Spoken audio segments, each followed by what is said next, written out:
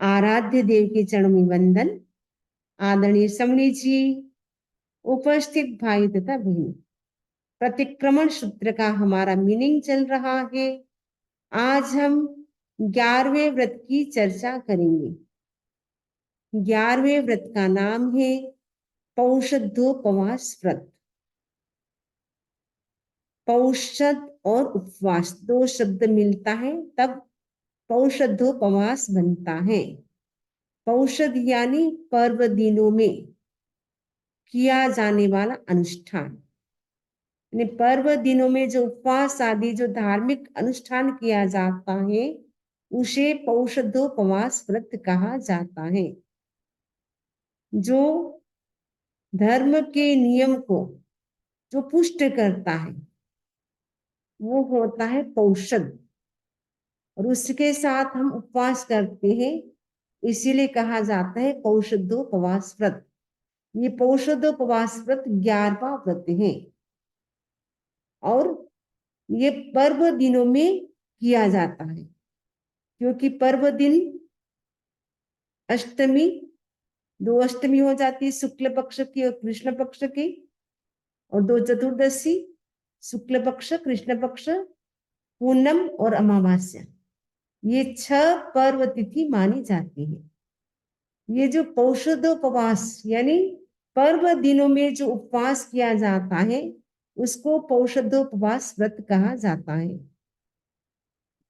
इन दिनों में कहा जाता है हमारे सौर मंडल का भी हमारे मन पर प्रभाव पड़ता है।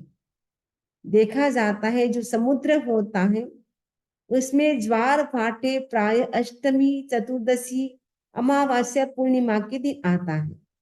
जैसे बाहर सौर मंडल प्रभावित होता है वैसे ही हमारे भीतर भी सौर मंडल है, वो हमारे मन को प्रभावित करता है। तो हमारे मन में भी उस दिन ज्यादा उथल पुथल होती है। और देखा जाता है कि जो भी अपराध होते हैं, जो भी एक्सीडेंट होते हैं, प्राय प्राय अष्टमी, चतुर्दशी, अमावस्या, पूर्णिमा के दिन अधिक होते हैं। इसीलिए प्राचीन समय में उन दिनों में श्रावक लोग बाहर यात्रा नहीं करते थे। अष्टमी, चतुर्दशी, अमावस्या, पूर्णिमा के दिन वो बाहर नहीं जाते थे। उस दिन उपवास करते और साथ में वो पोसा करते थे। तो वर्तमान समय में बहुत कम लोग पोषण करते हैं अष्टमी, चतुर्दशी। संवत्सरी के दिनों में यानी पर्युषण के दिनों में तो भी काफी लोग करते हैं, लेकिन अष्टमी, चतुर्दशी, अमावस्या, पूर्णिमा के दिन बहुत कम लोग शायद करते होंगे। उसको वापस हम अपना सकते हैं, क्योंकि जो जॉब नहीं करते हैं, अभी रिटायर हो चुके हैं, वो अगर उपवास करते हैं तो साथ साथ में उसका बेनिफिट भी औषध का ले सकते हैं, तो दोनों काम हो जाते हैं। औषध भी 3 प्रकार से होता है। एक अष्ट प्रहरी पोषण होता है, एक चतुर्थ प्रहरी, और एक होता है 6 प्रहरी। तो अष्ट प्रहरी औषध चौविहार उपवास होता है, जिसमें पानी अगर पीते हैं तो अष्ट प्रहरी पोषण नहीं होता है। अष्ट प्रहरी औषध में चौविहार उपवास के साथ जो पोषा किया जाता है वो होता है अष्ट प्रहरी, यानी 24 घंटे का। सपोज आज आपने सुबह 8 बजे लिया है तो कल दूसरे दिन आप 8 बजे ही उसको पूर्ण करेंगे। पूरे 24 आवर्स का होता है अष्ट प्रहरी औषध। 8 प्रहर का होता है, 24 घंटा बोलो चाहे 8 प्रहर बोलो, तो वो औषध पूरा माना जाता है। उस औषध में हमें क्या करना है तो इससे पहले बताती हूँ कि जो 4 प्रहरी पोषा होता है वो अहोरात्र का होता है, यानी कुछ दिन शेष रहता है, उस समय पचका जाता है। सपोज आपको औषध पचकना है, सनसेट अभी मान लो 5:30 बजे हो रहा है, आपको 10-15 मिनट पहले पचकना जरूरी है। उससे पहले पचके तो अच्छी बात है, लेकिन कम से कम 10-15 मिनट दिन रहे उस समय 4 प्रहरी पोषा पचकना आवश्यक है। और उस पोसे में भी आपको प्रतिक्रमण सुबह का शाम का करना जरूरी है, उसमें भी आपको प्रतिलेखना करनी जरूरी है। और 6 प्रहरी पोषा कहा जाता है। दिन का जब आधा भाग बीत जाता है, यानी ठीक 12 बजे के समय 6 प्रहरी पोषा का बचकान किया जाता है। तो उसमें आधा दिन होता है और एक रात होती है। जो 6 प्रहरी और चतुर्थ प्रहरी पोषा करते हैं, वे लोग पानी पी करके करते हैं, तो उनका देशावकाशिक व्रत माना जाता है। उनको 10वें व्रत से पछकाया जाता है। जो पानी नहीं पीते हैं, उनका 11वां व्रत से उनको त्याग कराया जाता है। तो आचार्य महाप्रज्ञ जी ने कहा है, अगर पानी पीते हैं 4 प्रहरी पोषा में और 6 प्रहरी पोषा में, तो उनका 11वां व्रत नहीं होता, उनका देशावकाशिक व्रत होता है। तो पोषा होता है वो तो चौहियार उपवास के साथ ही होता है। अब हम इस व्रत का एक एक हम मीनिंग समझेंगे। इससे पहले हम उच्चारण करेंगे। एगारसमं पोषहो ववास वयम। एगारसमं पोषहो ववास वयम। एगारसमं का मतलब 11वां, पौषहो का मतलब पौषद उपवास व्रत, पौषद उपवास व्रत। रात दिन उपवास युत पौषद नियम स्वीकार है। असन पान के खाद्य एवं स्वाद्य का परिहार है। त्याग अब्रह्माचरण उन्मुक्त मणि स्वर्णादि का और माला रंग चंदन लेप आदि उपाधि का, शस्त्र मूसल आदि जितने पापकारी कार्य है, 2 करण और योग त्रय से छोड़ने अनिवार्य है। रात दिन उपवास युक्त पौषद नियम स्वीकार है। जो हम पौषद का नियम स्वीकार करते हैं, वो कब तक का होता है, इसका टाइम पीरियड क्या है? तो भगवान कहते हैं रात दिन उपवास युक्त। रात दिन यानी दिन और रात, यानी 24 घंटे का उपवास के युक्त, मैंने उपवास से युक्त यानी उपवास के साथ पौषद नियम स्वीकार किया जाता है। ये पौषद नियम जो स्वीकार करते हैं वो 24 आवर्स का होता है। और उसमें क्या करना होता है, उनमें 4 बातों पे विशेष ध्यान दिया गया है। औषध में सबसे पहली बात हमें क्या करना है, किसका नियम स्वीकार करना है? असन पानक खाद्य एवं स्वाद्य का परिहार है। पहली बात हमें औषध में करनी है। असन यानी जो भोजन है उसका त्याग करना है। पानक यानी पानी, जो लिक्विड जितनी भी चीजें हैं उन सबका त्याग करना है। खाद्य यानी जो आप मेवा मिष्ठान जो खाते हैं उनका भी त्याग करना है। स्वाद्य का मतलब है जो तंबूल आप खाते, पान खाते हैं, सौंफ खाते हैं, लौंग खाते, इलायची खाते, उनका भी त्याग किया जाता है। यानी असन, पान, खादिम, स्वादिम, इन 4 आहार का त्याग किया जाता है अष्ट प्रहरी पौषध में। दूसरी बात क्या करना है? त्याग अब्रह्माचरण उन्मुक्त मणि स्वर्णाधिका।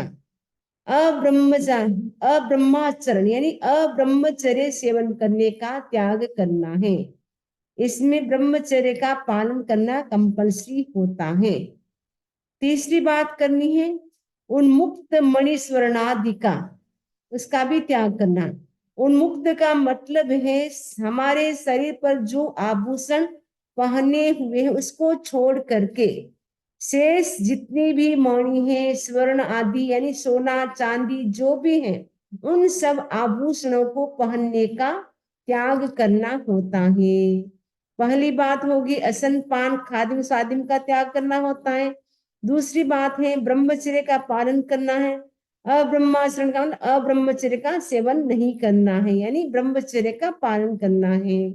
और उन्मुक्त का मतलब है उन्मुक्त यानी हमारे शरीर पर जो भी आभूषण पहने हुए हैं, बहनों के काफी होते हैं, भाई लोगों के चलो चेन भी होती है, कभी पोची होती है, अंगूठी होती है, जो पहने हुए हैं आभूषण उनको छोड़ करके शेष नए आपको आभूषण धारण नहीं करने। चाहे मणि हो, चाहे डायमंड हो, चाहे सोना चांदी, कोई भी आपको आभूषण धारण नहीं करने हैं। मतलब जो शरीर पर पहने हुए उसको छोड़ करके आप नए धारण नहीं कर सकते। यानी आपको मणि स्वर्ण आदि का ना, सोने आदि का आपको क्या करना है, त्याग करना है। और चौथी बात आपको क्या करना है, माला। माला यानी फूलों की जो माला है उसको पहनने का त्याग करना है, रंग लगाने का त्याग करना है, चंदन लेप आदि उपाधि का, चंदन लेप आदि जो उपाधि है उनका भी त्याग करना है। यानी चंदन का लेप आप नहीं लगा सकते। सपोज आपको सिर दुख रहा है, तो आपको लगता है चलो चंदन का लेप कर लेते हैं सिर पे, तो आप पोषद में नहीं कर सकते हैं।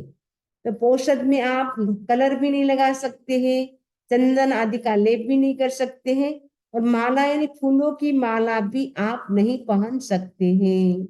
उनका भी आपको त्याग करना है। और क्या त्याग करना आपको, शस्त्र मूसल आदि जितने पापकारी कार्य हैं, शस्त्र मूसल आदि जितने भी पापकारी कार्य हैं, यानी सावध्य कार्य जितने भी हैं, उन सब का आपको क्या करना है, त्याग करना है। यानी पापकारी प्रवृत्ति करने का त्याग करना है। यानी बिजनेस आपको नहीं करना है, किचन का काम नहीं करना है। आप जिसमें जिसमें पाप हो रहे, वो कोई भी संसार के काम आपको औषध में नहीं करना है। दो करण और योग त्रय से छोड़ने अनिवार्य है। आप जो ये जो त्याग करेंगे वो कितने करण कितने योग से करेंगे। भगवान कहते दो करण, मैंने दो करण यानी करूँ नहीं, कराऊंगा नहीं। और योग मन वचन काया से उनको छोड़ना अनिवार्य नहीं, कंपल्सरी है। ये जो आप त्याग करते हैं दो करण और तीन योग से उसको करना है। तो आपको शायद समझ में आ गया होगा। ये जो 11वां पौषध व्रत है बहुत ही महत्वपूर्ण है। और जब पोषा करते हैं तो उस समय हमें ध्यान देना है कि जब भी हम पोषद करते हैं तो उसमें प्रतिक्रमण करना, पलेवना करना वो भी जरूरी है। और उसके साथ साथ जब आप टॉयलेट का यूज करते हैं, ऐसे तो पोषद में करना नहीं होता है, लेकिन वर्तमान समय में ऐसी कोई व्यवस्था नहीं है, इसलिए टॉयलेट का यूज करना पड़ता है, लेकिन उसका भी प्रायश्चित लिया जाता है। अष्ट प्रहरी पोषद है, उसके 5 सामायिक आते हैं। 6 प्रहरी पोषद करते उसका प्रायश्चित में 4 सामायिक दी जाती है। और जो 4 प्रहरी पोषद करते हैं उनको 3 सामायिक दी जाती है प्रायश्चित के रूप में। तो ऐसे गुरुदेव फरमाते हैं। तो हम जब पोषा करें तो उसका प्रायश्चित भी हम बोल करके ले, समझ जी हमने पोषा किया था, गुरुदेव हमने पोषा किया था, उसमें अष्ट प्रहरी, चतुर्थ प्रहरी या 6 प्रहरी जो भी किया है उसका हमें प्रायश्चित देने की कृपा करवाए, तो आप प्रायश्चित ले सकते हैं। फिर प्रायश्चित लेने के बाद जितनी भी आपको सामायिक है वो आपको करनी कंपल्सरी है। और उसके साथ साथ जब आप पोषा करते हैं तो आपने सपोज टॉयलेट का यूज किया, तो आने के बाद आप एक लोग उसका ध्यान कर ले। सपोज आप सो गए, ऐसे पोषा में सोना नहीं होता है, फिर भी चलो आपको नींद आ रही है, उपवास है, बैठ नहीं पा रहे, तो आप सो गए, तो आपको क्या करना है, उठने के बाद आपको चौस्तव करना होता है।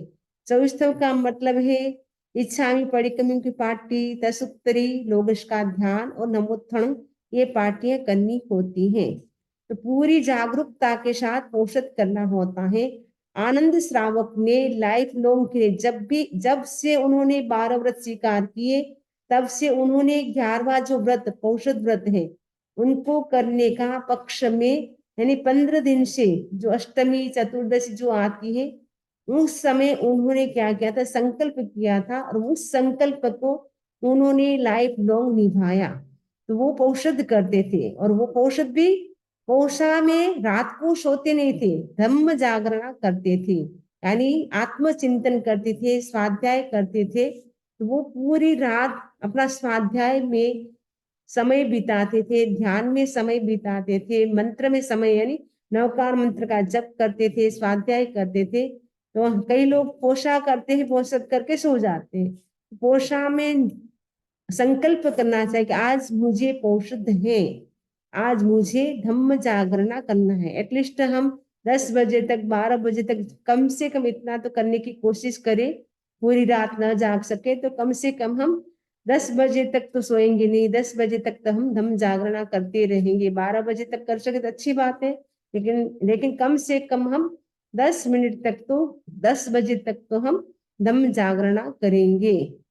और सुबह भी जल्दी उठ करके प्रतिक्रमण करना होता है, उसके बाद पलेवना करना होता है, उसके बाद अष्टप्रहरी पौषध है। तो जितने बजे आपने लिया था, 8 बजे 7 बजे, उतनी बजे आपको पूरा करना होता है, उससे पहले आप पूरा नहीं कर सकते हैं। तो पौषध का पाठ होता है, उसको बोले, उसके बाद अवनवकार मंत्र और लोगस का पाठ करें। तो आपको इस प्रकार पोषा करना है। और पौषध में उपवास जो करते हैं, उपवास भी बहुत ही महत्वपूर्ण होता है। ऐसे भी कहा जाता है, स्वास्थ्य की दृष्टि से भी सप्ताह में एक उपवास अगर हम करते, वीक में एक उपवास करते हैं, उससे हमारा स्वास्थ्य भी अच्छा रहता है। तो आजकल तो यह अमेरिका में तो उपवास को चिकित्सा के रूप में माना जाता है, यानी किसी को कोई बीमारी होती है तो उनको उपवास कराया जाता है, जैसी उनकी बीमारी उसके हिसाब से उपवास का ट्रीटमेंट दिया जाता है। यानी आपको छोटी बीमारी है तो आपको इतने उपवास करने, आपको बड़ी बीमारी है तो आपको इतने उपवास करने हैं। तो उपवास बहुत ही अच्छा है। तो आयुर्वेद में भी जब भी कोई बीमार होता है उनको लंघन कराया जाता है, यानी उनको उस दिन कुछ भी नहीं दिया जाता है। तो हमारे भगवान महावीर स्वामी ने तो आज से 2600 वर्ष पहले उपवास की विधि बताई थी कि अष्टमी, चतुर्दशी, अमावस्या, पूर्णिमा के दिन उपवास व्रत करे, यानी सप्ताह में एक बार आपका उपवास हो जाए तो आध्यात्मिक दृष्टि से भी लाभ होता है और हेल्थ की दृष्टि से भी लाभ होता है, दोनों दृष्टि से लाभ होता है। तो उपवास करने से हमारा दिन भी अच्छा बीतता है और सहज ही जो ये तिथियां ऐसे हम बोलते धार्मिक है लेकिन अधार्मिक तिथियां मानी जाती है, इसीलिए इन दिनों में घटनाएं ज्यादा घटित होती है, अपराध आदि, एक्सीडेंट आदि, क्योंकि ये तिथियां बहुत अधार्मिक होती है। लेकिन उस दिन हम ज्यादा धर्म करते हैं, इसलिए हमारे लिए वो अच्छी हो जाती है। तो हम क्या करें, इन दिनों में अधिक से अधिक धर्म ध्यान करने की कोशिश करें और बाहर यात्रा आदि विशेष काम जो है उसको हम अष्टमी, चतुर्दशी, अमावस्या के दिन न करें, आगे पीछे करने की कोशिश करें। और उस दिन ज्यादा से ज्यादा हम धर्म ध्यान करके उस तिथि को मनाएं, ताकि हमारा मन भी स्वस्थ रहता है, उसके साथ साथ हमारे कर्मों की निर्जरा भी होती है। तो पौषधोपवास, तो पौषधोपवास का मतलब है पर्व दिन में जो उपवास किया जाता है वो होता है पौषधोपवास। और जो धर्म को पुष्ट करने वाला जो नियम है उसका नाम है पौषध, यानी धर्म को पुष्ट करने वाले जो नियम है उनकी हम उस दिन क्या करते हैं, आराधना करते हैं। इसलिए पौषध व्रत को हमें क्या करना है, धार्मिक अनुष्ठान के साथ उसका हमें पालन करना है, आराधना करनी है। हम पौषध करते हैं तो हमारे से क्या क्या अतिचारण, क्या क्या दोष लगने की संभावना है। तो यहाँ अतिचार पौषध व्रत के बताए जा रहे हैं। अगर सैया संस्तारक न प्रतिलेखित किए, गलत विधि प्रतिलेख ना करे काम में उनको लिए, बिन प्रमार्जन अगर उनका कर लिया उपयोग जो, तथा करके दुष्प्रमार्जन किया सहज प्रयोग जो, श्रवण उच्चार भूमि की न की प्रतिलेखना, कि अगर उसमें रही हो सजगता की रेखना, बिना पूंजी अविधि से पूंजी अगर भूमि रही, पूर्ण पौषध की अगर अनुपालना न हुई सही, जो में देवस्यो यारो को तस्मिच्छामि दुक्कड़म। अगर सैया और संस्कारक न प्रतिलेखित किए, क्योंकि जब हम औषध लेते हैं तो उस समय एक प्रकार के हम साधु जैसे बन जाते हैं। तो जैसे साधु साध्वी होते हैं उनको प्रतिलेखना करनी कंपल्सरी होती है। प्रतिलेखना का मतलब है जो भी हमारे पास वस्त्र, पात्र, जो भी उपकरण होते हैं उनको देखना होता है। तो उस औषध में आपके पास जो भी सोने के, बिछाने के जो भी साधन होते हैं, सैया का मतलब है सोने की, सोना, संस्कारक यानी जो भी बैठने के आसन होते हैं। तो अगर सैया यानी सैया है, संस्कारक है, उनको हमने लेखन यानी देखना, प्रतिलेखन का मतलब है देख करके देखना उसको। यदि हमने देखा न हो यानी प्रतिलेखन न किया हो, प्रतिलेखन का मतलब होता है आंखों से देखना, एक एक चीज को देखना। इसमें कोई जीव तो नहीं है, कोई चींटी तो नहीं है, तो उसको हम देखते हैं, उससे किसी भी प्रकार की हिंसा की संभावना नहीं रहती, इसलिए हम प्रतिलेखन साधु साध्वी करते हैं।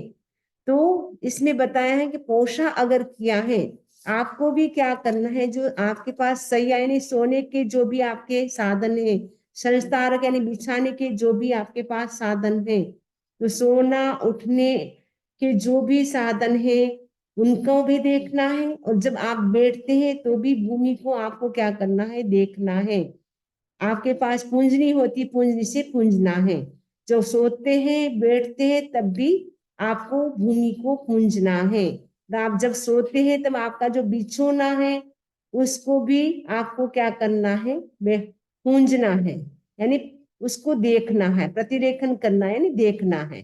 देख करके आपको क्या करना है, फिर बिछाना है। और सुबह तो आपको अलग से प्रतिलेखन ऐसे भी करनी होती है। गलत विधि प्रतिलेख ना कर काम में उनको लिए, आपने गलत विधि या तो गलत विधि से प्रतिलेखना यानी जिस रूप में प्रतिलेखना करनी चाहिए उस रूप में आपने प्रतिलेखन न किया हो, और ऐसे ही आपने सैया संस्तारक को काम में ले लिया हो, अविधि मैंने जो जो विधि होती है उस विधि से न की हो प्रतिलेखना, या बिन प्रमार्जन अगर उनका कर लिया उपयोग, या तो विधि पूर्व प्रतिलेखना नहीं की, या आपने क्या किया, बिना प्रमार्जन, बिना प्रमार्जन, बिना पूंजे ही, बिना देखे ही आपने उनको काम में ले लिया। आपके पास जो भी वस्त्र, आपके पास तो पात्र तो होते नहीं गृहस्थ के पास, जो वस्त्र होते, क्योंकि पोषा में तो वस्त्र होते हैं, बिछोने के होते, पहनने के होते, उनको बिना प्रमार्जन यानी बिना देखे ही, बिना प्रमार्जन किए ही आपने उसको काम में लिया हो, तथा करके दुष्प्रमार्जन किया सहज प्रयोग। जो दुष्प्रमार्जन यानी अच्छी तरह से आपने उसको पूंजा न हो, प्रमार्जन न किया हो, अच्छी तरह से देखा न हो, ऐसे ही आपने सहज में क्या कर दिया, उसका प्रयोग कर लिया, उसको यूज कर लिया। प्रश्रवण उच्चार भूमि की न की प्रतिलेखना। प्रश्रवण का मतलब है जो मूत्र, मल मूत्र आदि जो भूमि होती है, पहले के जमाने में टॉयलेट का यूज नहीं करते थे, तो पहले क्या करते थे, वो जो भूमि होती जहां पर उनको मल मूत्र का त्याग करना होता था उसको भी वो देखते थे, उसकी भी वो प्रतिलेखना करते थे। तो प्रश्रवण उच्चार भूमि की यानी जो मल मूत्र की जहां अपने को परिष्ठापन करना है उस भूमि की आपने प्रतिलेखना न की हो, कि अगर उसमें रही हो सजगता की देखना, अगर प्रतिलेखना भी की लेकिन आपने ऐसे ही ऊपर ऊपर से देख करके आगे, वहां कहीं चींटी मकोड़ा तो नहीं है, पूरी सजगता से आपने उसको नहीं देखा, यानी पूरी जागरूकता से आपने नहीं देखा हो, तो भी दोष लगता है। बिना पूंजी अविधि से पूंजी अगर भूमि रही, आप जब चलते हैं ऐसे तो औषध में जितना हो सके हम अनावश्यक न चले, अगर आप चलते हैं तो पूंज करके चले, और पूंजी बिना पूंजी, या तो बिना पूंजी आप चले या अविधि से पूंजा, यानी विधि पूर्वक जिस रूप में पूंजना चाहिए वैसे आपने नहीं पूंजा, यानी जो पूंजनी है आपकी पूरी जमीन से टच करके आपको पूंजना चाहिए। आपने ऊपर ऊपर से रखा, हाथ में लेकर के चले, लेकिन आपने पूंज करके नहीं चला, भूमि को पूंजी नहीं, तो भी क्या होता है, अतिचार लगता है। तो बिना पूंजी, एक तो है तो बिना पूंजी आप चले भूमि पर, और अविधि से पूंजी, आपने भूमि को विधि पूर्वक न पूंजा हो। पूर्ण पोषद की अगर अनुपालना न हुई से, जो आपने पूर्ण पोषद किया यानी अष्ट प्रहरी पोषद किया, उसकी अनुपालना, इसका अच्छी तरह से आपने पालना न की हो, तो जो में देवस्य, जो देवशिक अतिचार मुझे लगा हो, उसका पाप दुष्कृत यानी पाप मेरा, मेरा मिच्छा मिथ्या हो। तो इस प्रकार हमारा जो 11वां व्रत है वो भी हमारा कंप्लीट हो गया, व्रत भी हो गया, इसके अतिचार भी कंप्लीट हो गए। एक बार हम पूरा उसका उच्चारण कर लेते एक साथ। एगारसमं पोष हो वास वयम, एगारसमम पोष हो वास वयम। रात दिन उपवास युत पौषद नियम स्वीकार है। असन पान के खाद्य एवं स्वाद्य का परिहार है। त्याग अब्रह्माचरण उन्मुक्त मणि स्वर्णादि का और माला रंग चंदन लेप आदि उपाधि का। शस्त्र मूसल आदि जितने पापकारी कार्य है, दो करण योग त्रय से छोड़ने अनिवार्य है। औषधोपवास व्रत के 5 अतिचार। अगर सैया और संस्तारक न प्रतिलेखित किए, गलत वेद प्रतिलेख ना करे काम में उनको लिए। बिन प्रमार्जन अगर उनका कर लिया उपयोग जो, तथा करके दुष्प्रमार्जन किया सहज प्रयोग जो। प्रश्रवण उच्चार भूमि की न की प्रतिलेखना कि अगर उसमें रही जो सजगता की रेखना। बिना पूंजी अविध से पूंजी अगर भूमि रहे, पूर्ण पौषध की अगर अनुपालना न हुई सही। जो मे देवस्यो यारो को तस्मिच्छामि दुक्कडम। इस प्रकार ये 11वां पौषध व्रत हमने आज कंप्लीट किया है। ये साधना का उत्कृष्ट मार्ग है पौषध। तो ऐसे सामायिक और औषध दोनों में एक जैसे ही त्याग किए जाते हैं। सामायिक में 48 मिनट का त्याग किया जाता है और इसमें हम 24 घंटे का पूरा त्याग करते हैं। वो पौषध में हम उपवास के साथ करते हैं, सामायिक तो बिना उपवास भी कर सकते हैं, लेकिन त्याग एक जैसे ही किए जाते हैं। तो पौषध का बहुत महत्वपूर्ण स्थान है। तो पौषध करने से हम जो नए कर्मों का बंधन होता है, उनको हम 24 घंटे के लिए हम रोक सकते हैं। ये श्रावक श्राविका अगर पौषध करते हैं तो अपने नए कर्मों का बंधन जो निरंतर हो रहा है, उनसे हम बच सकते हैं। क्योंकि जितनी जितनी अविरति होती है, उतने उतने कर्मों का बंधन होता है। सूत्र कृतांग सूत्र में कहा है, एकेंद्रिय द्वेंद्रिय तेंद्रिय चतुर्न्द्रिय असंगी पंचेंद्रिय समूर्चिम पंचेंद्रिय। ये वो कुछ भी प्रवृत्ति नहीं करते हैं। जैसे एक इंद्रिय तो बिल्कुल भी प्रवृत्ति नहीं करते हैं, फिर भी अविरति होती है, इसलिए उनको भी पाप लगता है। क्योंकि उनके 18 पाप का त्याग नहीं है, इसीलिए उनके भी कर्मों का बंधन होता रहता है। तो 2 इंद्रिय 3 इंद्रिय 4 इंद्रिय उनके पास मन नहीं है, फिर भी उनके भी कर्मों का बंधन होता है। क्योंकि वो भी प्रत्याख्यान नहीं करते, त्याग नहीं करते हैं। तो हमें ये अपॉर्चुनिटी मिली है, मनुष्य भव मिला है त्याग करने का। तो हम ज्यादा से ज्यादा त्याग करें और मनुष्य भव को हम सफल बनाए। क्योंकि मनुष्य भव में ही हम त्याग कर सकते हैं, बाकी कोई भव में हम त्याग नहीं कर सकते हैं, पोषण नहीं कर सकते हैं। तो हम कोशिश करें कि अधिक से अधिक, जब भी हम उपवास करेंगे उस दिन हम औषध करेंगे, तो ताकि हमारा उपवास भी पोषक के साथ होने से और सोने में सुहागा होगा। इसी आशा के साथ ओम अरहम, ओम अरहम। सुने मंगल पाठ। चत्तारि मंगलम अर्हंता मंगलम सिद्धा मंगलम साहु मंगलम केवली पनतो धम्मो मंगलम। चत्तारि लोकुत्मा अर्हंता लोकुत्मा सिद्धा लोकुत्मा साहु लोकुत्मा केवली पनतो धम्मो लोकुत्मा। चत्तारि शरणं प्रवज्जामि अर्हन्ते शरणं प्रवज्जामि सिद्धे शरणं प्रवज्जामि साहु शरणं प्रवज्जामि केवली पनतं धम्मं शरणं प्रवज्जामि। विघ्न हरण मंगल करण स्वाम भिक्षुनो नाम गुण ओलक समरण किया सरे अचिंत्या काम, सरे अचिंत्या काम। भगवान की आज्ञा के विरुद्ध मैंने कुछ भी बोला हो तो तस्मिच्छामि दुक्कडम।